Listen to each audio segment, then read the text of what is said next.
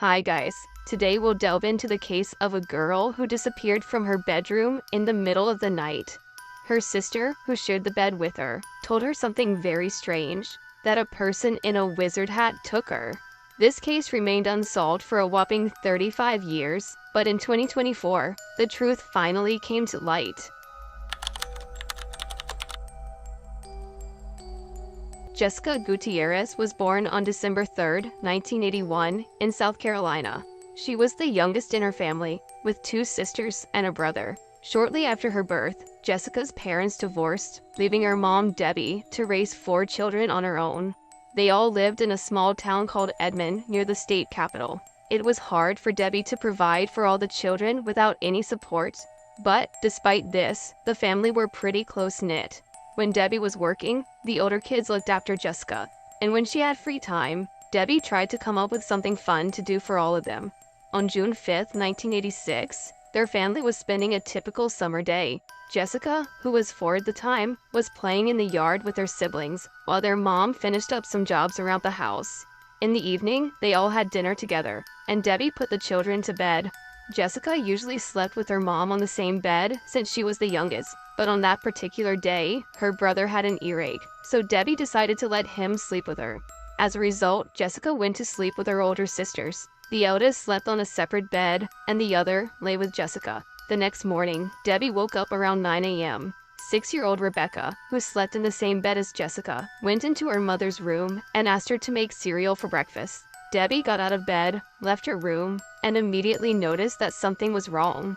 The front door, which she always locked before going to bed, was wide open, and their dog, who usually stayed outside, was running around the house. There was also a curtain rod laying under the back window, and the protective screen had been removed from it. Debbie went into the girls' room, but Jessica was nowhere to be found. She also noticed some papers scattered on the floor. When she asked her older daughters where their sister was, Rebecca replied, "She's gone. A man with a beard and a magic hat took her." Thinking her 6-year-old daughter was just joking, the mother went to look for Jessica. She thought maybe her daughter had gone out to play in the yard, but she wasn't there. Debbie searched the entire house, hoping Jessica was just playing hide and seek. But pretty soon, she realized that Jessica was not in the house. So the mother ran back to the girls' room and began demanding Rebecca to tell where her sister was. The girl kept repeating the same thing about the man in the magic hat, and Debbie started to lose her temper. She began shouting and asking why Rebecca hadn't screamed for help if someone was taking her younger sister from the house. After that, Rebecca finally told more details of what had happened. According to her, she woke up in the middle of the night and saw a man with a beard and in a wizard hat next to their bed. He gently picked up Jessica, who was still sleeping, and left the room with her. Rebecca, who was only 6, didn't fully understand what was happening. She was scared and covered her head with a blanket, thinking it was just a weird dream. After lying like that for a while, she fell asleep and didn't even think to tell her mom what had happened in the morning. Realizing that Rebecca was likely telling the truth, Debbie immediately called the police. Officers searched the entire house and came to the conclusion that she could indeed have been abducted. Most likely, the perpetrator entered the house through the living room window by removing the protective screen. Upon closer inspection of the area, they discovered a fingerprint on the exterior of the glass and handed its image to experts. Next to the window, the police found a pack of cigarettes and several cigarette butts. Understanding that they were likely dealing with a kidnapping, investigators installed a recording device on Debbie's phone. This was done in case the kidnapper would call with a ransom demand. The police listened to Rebecca's account, and she told them the same story about the man in a wizard hat. This time, she added that he had unplugged the fan and nightlight before approaching their bed. The girl hadn't seen the kidnapper's face, so her description didn't offer any help to the investigators.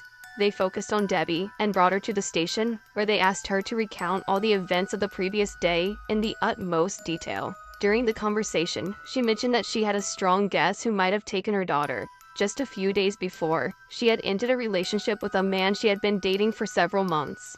According to Debbie, he was quite aggressive and controlling, and he also drank pretty often. The man wasn't happy with Debbie's decision to end their relationship, so she thought he might have decided to take revenge by taking her daughter. She called him from the police station, but he denied any involvement in Jessica's disappearance. The police decided to investigate him further, but found no evidence linking him to the crime. They also checked Jessica's father, but he had long been living out of state and just couldn't have abducted his daughter. Meanwhile, experts ran the fingerprints found on the window through the FBI database, but there were no matches. The police decided to focus on search efforts and began combing the area around Jessica's house. It was located on the outskirts, with endless fields stretching for many miles around it. Police searched abandoned buildings, forests, streams, and rivers, as well as any other places where Jessica could potentially be. The next day, the FBI joined the investigation, but they still couldn't find any traces of the missing girl. Police started distributing flyers not only in nearby towns, but throughout the entire state. The sheriff also sent an airplane to survey the area from the air. The search continued for several days, and during this time, Debbie was restless. With 3 children to care for, she was unable to go out and search for her daughter. The police rarely spoke with her, only responding when she reached out to them herself. On Saturday, 2 days after Jessica's disappearance, Debbie decided to call the sheriff and ask whether they would continue the search over the weekend. She was understandably beside herself with grief, and the conversation became quite tense. Debbie accused the sheriff of negligence and lack of interest in finding Jessica. The sheriff responded that he had been searching for her daughter all night, and warned that if she persisted in accusing him, he would call off his team, and they would all simply forget about this case. Since Debbie's phone still recorded everything, she saved this recording. The woman continued to believe that the police were not doing enough to find her daughter, so she was losing more and more hope of finding Jessica alive with each passing day. This went on for several months, until there was a rather unexpected twist in the case. 10 weeks after Jessica's disappearance, police faced a series of crimes. A local man had broken into someone's house, but the owner used a weapon to scare him off.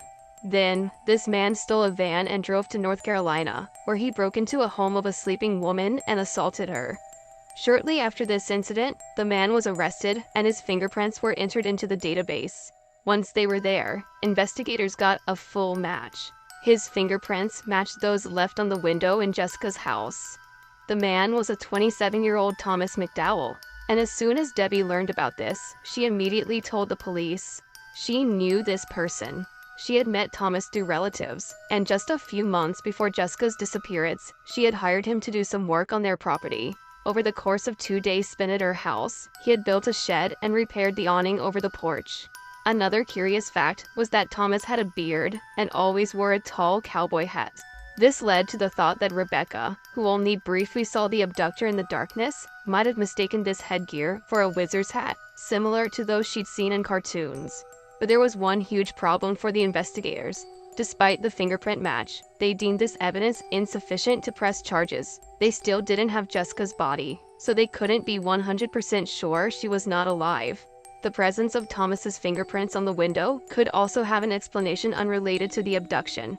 Since he worked on Debbie's property for 2 days, the fingerprint could have been left during that time. Although, such a possibility was quite unlikely. During the inspection of the house, forensic experts noted that the fingerprint appeared fresh. It hadn't been exposed to external factors, such as weather, which could have visually altered it. Debbie also regularly cleaned this window where the fingerprint was found. When her children played in the yard and wanted to say something to her, they would run up to this open window, lean on it with their hands, and shout. Given that the children's hands were almost always dirty, Debbie had to constantly clean the glass. Thomas had been working on her property around 6 months before the abduction, and there were no other fingerprints found there at the time of the investigation.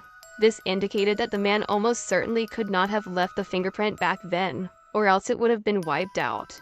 Debbie also added another interesting fact. She remembered that when Thomas worked on her property, she accidentally locked herself out of the house, leaving the keys inside. As a result, she had to climb through the same window, and Thomas saw her doing it. But all these facts didn't convince the police. They continued to believe that there wasn't enough evidence against Thomas to press charges. In 1987, he was convicted of assaulting the woman whose home he broke into, and was sentenced to 10 years in prison. Debbie was shattered by the fact that the police refused to charge him with the abduction, but there was nothing she could do about it. That same year, something else happened. Thomas's cellmate contacted the police and told them that Thomas had confessed to him about committing the crime. According to Thomas, he abducted a girl in South Carolina from her own bedroom to assault her. While he was committing this horrible act, the victim bit him, and in a fit of rage, he killed her. Thomas dismembered the remains, took them to a field, and left them there. Investigators in Jessica's case went to prison to speak with him, and Thomas didn't even bother to deny it. Nevertheless, he said he was willing to confess if they'd provide him with full immunity. The authorities obviously couldn't agree to such terms, so the police once again came up empty-handed. Learning that Thomas had escaped punishment, his cellmate wrote a letter to Debbie and told her this story. Once again, she was shocked by the fact that Thomas was allowed to evade justice. There was nothing she could do about it. Frustrated by the police's lack of action, Debbie decided to conduct her own investigation. At one point, she located an abandoned car that had previously belonged to Thomas and inspected it. There, on one of the seats, she noticed threads and fabric fibers that matched the color of Jessica's pajamas, the ones she wore the night of her disappearance. But the police didn't rush to pursue this lead. The fact that Debbie, without any special equipment or knowledge of forensic science, found fabric particles in some car seems strange to them. In 1987, something else happened. Police from Kansas contacted local investigators and reported that they found a girl fitting Jessica's description. Her mother immediately flew there, but her hopes were instantly shattered. When she came to see the girl, just hearing her voice from the corridor was enough for her to realize it wasn't her daughter. Over the following years, Debbie gave several interviews where she accused the police of ignoring the obvious suspect, but it didn't yield any significant results. In 1990, Jessica's case was featured on a popular television program about unsolved crimes. This led to a new wave of tips, but unfortunately, they all turned out to be dead ends. A year later, Jessica became the first missing child of South Carolina for whom an age-progressed portrait was created. Considering it was the early 90s, such technology was quite new and experimental, but detectives hoped it could help identify Jessica all these years later. Unfortunately, despite all this, the case remained unsolved for many years. In 2007, 21 years after Jessica's disappearance, her mother once again publicly accused the local police department of inaction.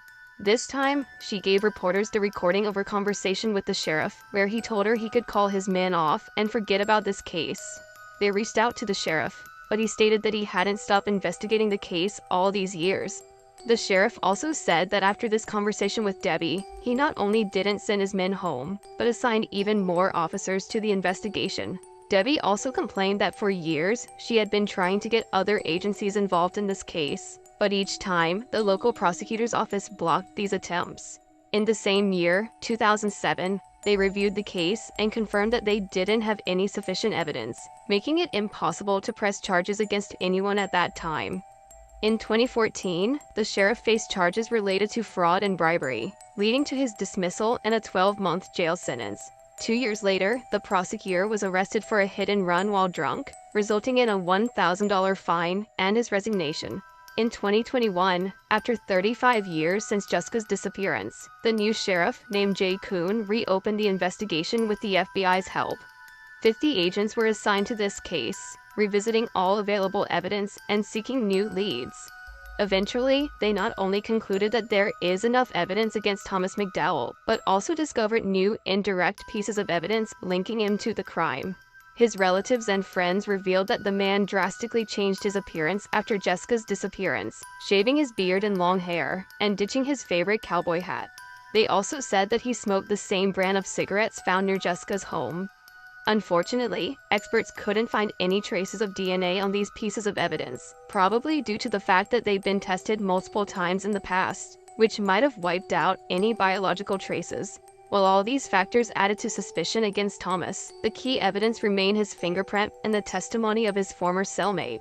Eventually, detectives believed that they had enough evidence to bring the case to trial, and in January 2022, Thomas was finally arrested. At 62 years old, Thomas refused to admit guilt, and preparation for the trial stretched for several years. It began only in January 2024, and Thomas's lawyers attempted to challenge the existing evidence.